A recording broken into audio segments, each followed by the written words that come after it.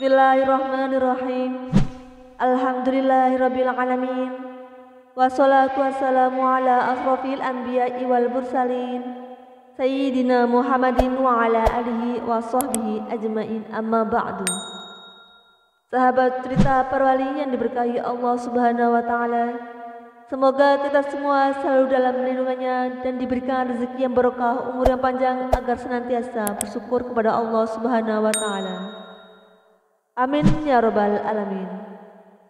Kali ini saya akan berkisah tentang ketika Mbah Mangli nyantri kepada Kyai Arwani. Kisah keteladanan Kyai Minta diakui santri. Kyai Hasan Asy'ari atau lebih dikenal dengan Mbah Mangli, seorang ulama besar pendiri pondok pesantren Mangli, Dusun Mangli, Desa Girirejo, Kecamatan Grabak, Kabupaten Magelang. Sebuah pesantren yang berada di kaki Gunung Andong di atas ketinggian 1200 meter di atas permukaan laut, yang berlokasi sekitar 27 km dari pusat kota Magelang. Terlahir dengan nama Muhammad Bahri di Kediri, Jawa Timur, Mbah Mangli dilahirkan pada hari Jumat Legi tanggal 17 Agustus 1945 pukul 2 malam. Mbah Mangli merupakan putra bungsu dari Kyai Muhammad Ishaq yang menurut silsilahnya masih keturunan dari Sultan Bangka Maulana Hasanuddin 1479 sampai 1570, Syarif Hidayatullah 1448 sampai 1568, atau dikenal sebagai Sunan Gunung Jati. Sedangkan dari garis ibu, Mbah Mangli merupakan keturunan dari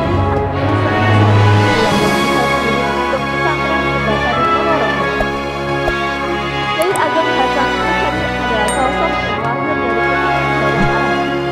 Dari jalur ayah, Kyai Raden Mojo, dia merupakan keturunan dari suku kerajaan Setan dari Widowo. Sedangkan dari keturunan ibu, Kyai Ahmad Besari, nasabnya sampai kepada Rasulullah Shallallahu Alaihi Wasallam melalui garis Sayyidati Fatimah Az-Zahra. Pesantren Tegalsari dikenal sebagai pesantren yang menjadi kawah dan berada di muka para tokoh bangsa seperti Sultan Pakubuwono II, Raden Mas Ontowiryo atau Raden Mas Mustahar yang dikenal sebagai Pangeran Diponegoro, Abdul Manan Diponegoro kelak mendirikan perguruan Islam Tremas Pacitan pada tahun 1830, Pujangga Jawa Raden Ronggo Warsito, keturunan dari Kyai Ageng Hasan Besari kelak mendirikan pondok modern Gontor yang berdiri 20 September 1926 bertepatan 12 Rabiul Awal 1345 atau menjadi tokoh pergerakan nasional seperti Haji Umar Said Cokroaminoto, guru sekaligus ketua Insinyur Soekarno. Mbah Mangli selain dikenal dengan kealimannya juga terkenal dengan karomahnya. Di masa hidupnya, pengajiannya banyak dihadiri ratusan jamaah saat pengajian berlangsung, meski tanpa alat pengeras suara. Namun pengajian beliau tetap terdengar meskipun jamaah tersebut berada di kejauhan. Dan itu beliau juga dikenal sebagai ulama yang mampu membaca isi hati seseorang yang datang kepadanya. Karma Mbah Mangli lainnya adalah ilmu menipat bumi, yakni di waktu bersamaan beliau bisa berada di beberapa tempat dalam waktu yang sama. Mbah Mangli mampu mengumpulkannya di beberapa tempat sekaligus dalam waktu bersamaan. Suatu ketika beliau bisa mengisi pengajian di Mangli pada saat bersamaan di Jami di Semarang, Wonosobo, Jakarta, dan bahkan Sumatera. Meski begitu, beliau termasuk ulama yang dirai karena selalu menolak amplop pemberian jamaah. Semua dakwahnya dilakukan dengan penuh keikhlasan tanpa pamrih. Dalam sebuah kesempatan, Mbah Mangli pernah berkata demikian, "Jika separuh dari jamaah yang hadir tadi mau dan berkenan menjalankan apa yang saya sampaikan tadi, itu jauh lebih bernilai dari apapun. Jadi mohon jangan dinilai dakwah saya ini dengan uang. Kalau tuan mau antar saya pulang, saya terima. Kalau kesulitan ya nggak apa-apa." Mbah Mangli dikenal sebagai ulama yang cukup dengan para habaib keturunan Rasulullah Shallallahu Alaihi Wasallam.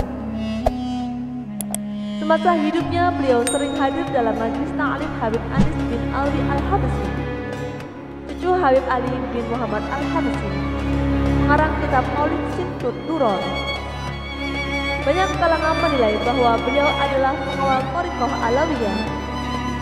Terbukti saat kami silaturahmi ke Kiai Haji Munir Putra Mahmud Hasan Askari, beliau mengijazahkan kitab Al-Istighosah Ar-Ratibiyah. Dalam kitab ketebal 40 halaman tersebut memuat Ratib Al-Hadad karya Habib Abdullah bin Alwi Al-Hadad, Ratib Al-Atos yang disusun oleh Habib Umar bin Abdurrahman Al-Atos, dan Bir As-Sakran karangan Habib Ali bin Abi Bakar As-Sakran. Dalam mukadimahnya Mbah Mangli menuliskan kalimat berikut: Karomah lebih baik daripada koromah. Istiqomah itu lebih baik daripada karomah. Pegawaian amal ibadah menurut ibadah semacam dan pura-pura karomah dan jabatan. Aktivitas dan amal ibadah yang dilakukan secara kontinu itu lebih utama meski sedikit daripada 1000 keutamaan dan kehebatan. Beliau juga dikenal sebagai ulama yang sangat sulit difoto. Mungkin hanya saat bersama Syed Muhammad bin Alawi Al-Maliki Al-Hasani, Mbah Mangli dapat difoto dengan jelas setelah dirangkul oleh ulama besar dari Mekah Al-Mukarramah tersebut. Itu pun dengan karema milik Sayyid Muhammad yang sempat bermukim di Indonesia ini. Sampai sekarang pun jika kita berziarah ke makam Kiai yang wafat pada akhir tahun 2007, maka akan terdapat larangan mengambil foto dan video di area pesantren Mbah Mangli dan makamnya. Di masa mudanya Mbah Mangli pernah belajar di beberapa ulama. Salah satunya adalah kepada Kiai Haji Arwani Amin, pendiri pondok pesantren Yanbu'ul Quran, Kejaksaan, Kudus dan Mursyid Thariqah Naqsabandiyah Khalidiyah. Kiai Haji Arwani Amin adalah murid dari ulama-ulama terkemuka seperti Hadratus Syekh Kiai Haji Hasan Asy'ari, Kiai Haji Munawir Karapia Yogyakarta, Kiai Haji Idris Jamsaren Surakarta, Kiai Haji Asnawi Kudus, Kiai Haji Abu Su'ud Cingus Klaten dan lain-lain. Kiai Haji Nur Hadi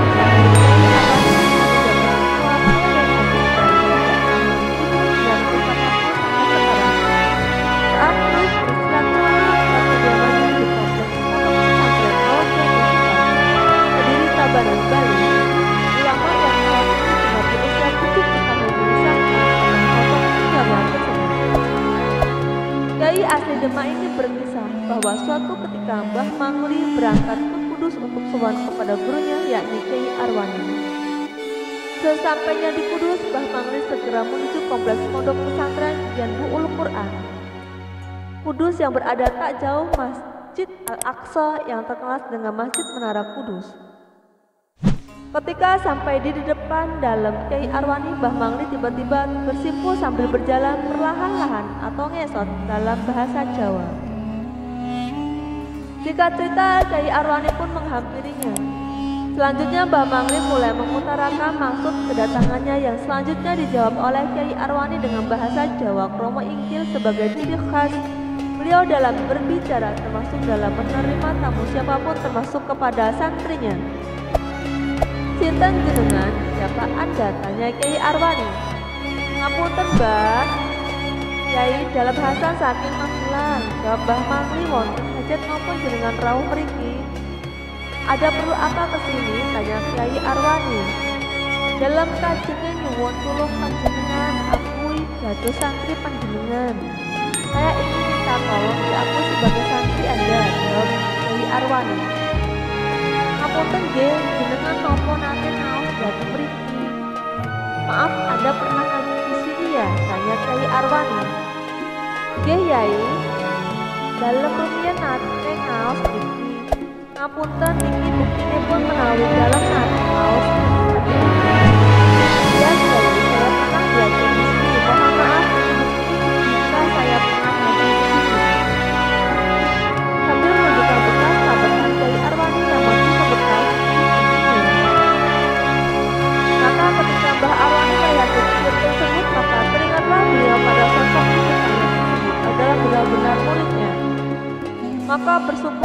beliau pada sosok asatidz yang kini telah menjadi ulama besar yang telah sukses mendirikan pesantren, mengasuh pengajian di berbagai tempat dan menjadi mursyid thariqah Qadiriyah wan Naqsabandiyah ini.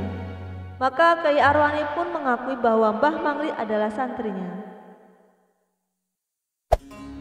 Jawaban tersebut disambut oleh Mbah Mangli dengan penuh sukacita.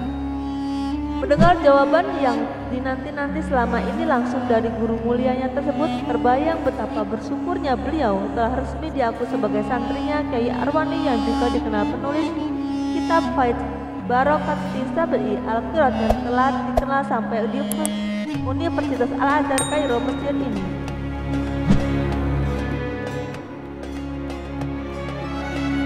Wallahu a'lam bishawab. Wassalamualaikum warahmatullahi wabarakatuh.